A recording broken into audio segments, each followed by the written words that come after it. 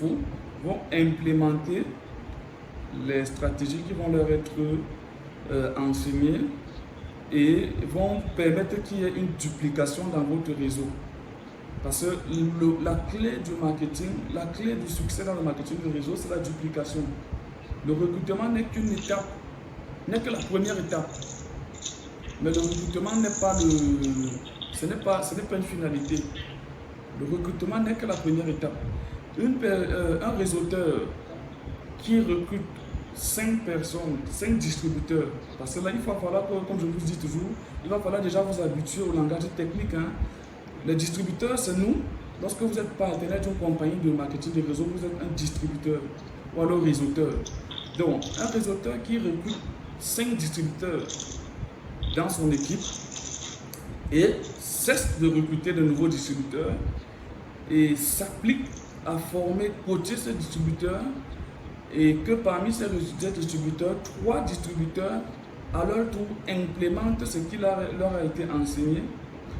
Ce réseauteur-là est mieux parti pour réussir qu'un autre réseauteur qui va recruter 10 nouveaux distributeurs par semaine, mais ne sera pas capable d'assurer la duplication, le relais. Vous comprenez un peu? Donc, c'est pour dire que le recrutement n'est pas une fin en soi en marketing de réseau, ce n'est qu'une étape. Donc, lorsque vous vous focalisez sur une liste de personnes précises, parce que vous estimez que ce sont des personnes qui sont plus susceptibles de vous rejoindre, vous commettez 2 erreurs. L'erreur le fait de ne pas être sûr que ces personnes vont vous rejoindre, et même si ces personnes vous rejoignent, vous n'avez aucune assurance.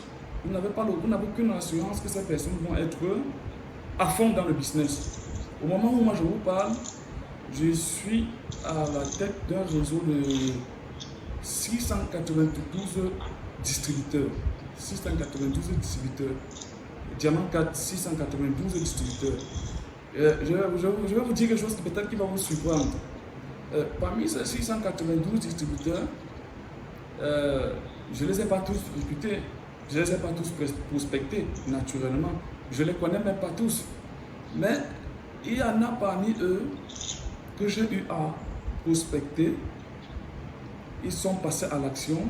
Je les ai recrutés. Ils ont souscrit. Donc, nous sommes aujourd'hui dimanche. Ils ont souscrit dimanche. Ils ont pris leur pack d'adhésion dimanche. Et dès lundi, je n'ai plus jamais eu de contact avec eux je n'ai plus jamais eu d'échange avec elles, ces personnes, jusqu'aujourd'hui. Vous me recevez, vous pouvez écrire dans le chat, selon les micros sont coupés. Vous pouvez écrire quand je demande si vous me recevez, vous pouvez écrire OK, que j'ai la certitude que vous me recevez. Nadine, c'est bon, tu me reçois toujours?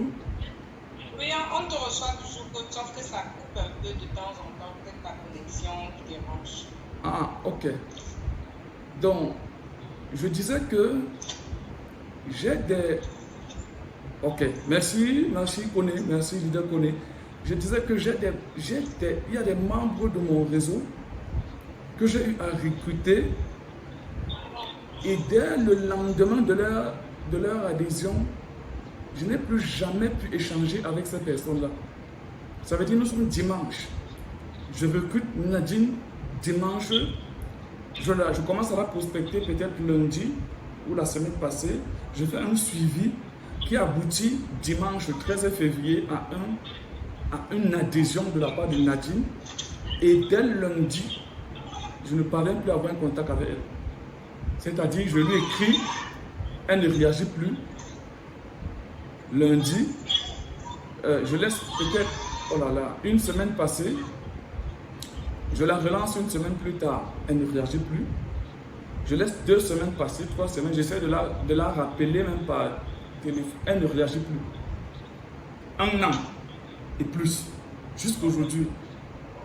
Ça a l'air incroyable, mais c'est vrai. J'en ai comme ça dans mon réseau, j'en ai comme ça une 5 ou 6. 5 ou 6. Freddy, je crois que Freddy peut confirmer ce que j'ai dit. Frère, tu te souviens de ton compatriote, comment il s'appelle encore la frère? S'il te plaît, si tu te souviens de son nom, tu peux activer ton micro et tu parles. Parce que j'ai déjà oublié son nom. Je vais activer le micro de Fred. J'ai déjà oublié son nom. Parce que j'aime parler avec des exemples concrets. Voilà, Tanguy. Merci Fred. Il s'appelle Tanguy. C'est un Ivoirien qui réside à Abidjan. Voilà. Donc, je l'avais recruté. Au fait, je l'avais prospecté, mais je l'avais passé à Fred. C'est Fred qui l'avait recruté, qui l'a parrainé au fait. Depuis son adhésion, quand Fred échange avec lui, il ne réagit pas, il n'a jamais réagi. Au point où, un moment, Fred m'a sollicité, il m'a dit, bon coach, peut-être il ne réagit pas parce que, comme ce n'est pas moi qui étais à l'origine du recrutement, peut-être il ne me considère pas comme jouissant d'un leadership assez fort pour le coacher. Il faut un peu essayer de lui parler. Au départ, nous avons cru que c'est de ça qu'il s'agissait. J'ai essayé de le recontacter, de le relancer. Il est dans le groupe, hein. Il est dans le groupe Networker 2.0 là. Il est là dans le groupe.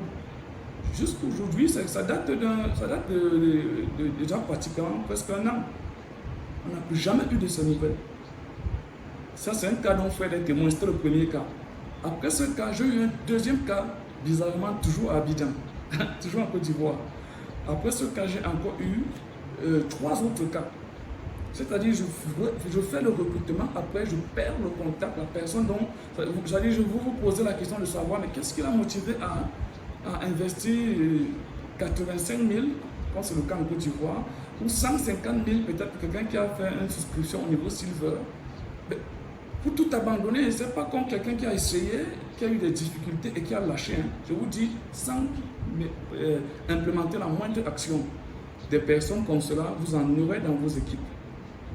Vous en aurez dans vos équipes. Des personnes qui vont tenter, qui vont être super motivées au début et qui vont lâcher par la suite, vous en aurez dans vos équipes. Donc, le recrutement n'est qu'une première étape. Si vous vous focalisez sur des personnes que vous pensez être aptes au business, vous commettez une grave erreur. Non seulement ce n'est pas sûr qu'elles vont adhérer, mais même si ces personnes adhèrent, vous n'avez aucune idée de quel type de distributeur, de partenaires seront ces personnes. Donc c'est la première chose que je voulais d'abord que vous compreniez. C'est pour ça que j'ai commencé par ce jeu de questions. L'un des plus grands réseauteurs, networkers que le monde ait connu pour l'instant, l'américain Jim Rohn, a utilisé une formule inspirée de la Bible pour expliquer ce que je dis là.